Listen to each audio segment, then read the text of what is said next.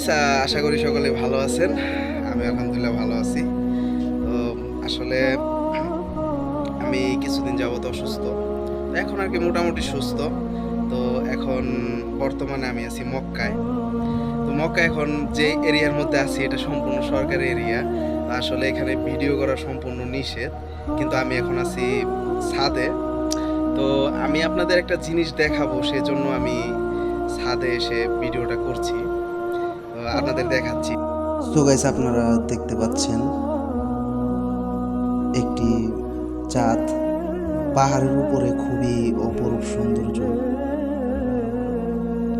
তার পাশে দেখতে পাচ্ছেন ওই যে মক্কার সেই ঘড়ির টাওয়ার দেখা যাচ্ছে। আলহামদুলিল্লাহ, খুব সুন্দর দৃশ্য। আল্লাহ সবাইকে দেখার তৌফিক দান করুন, সবাইকে হজ করার তৌফিক দান করুন।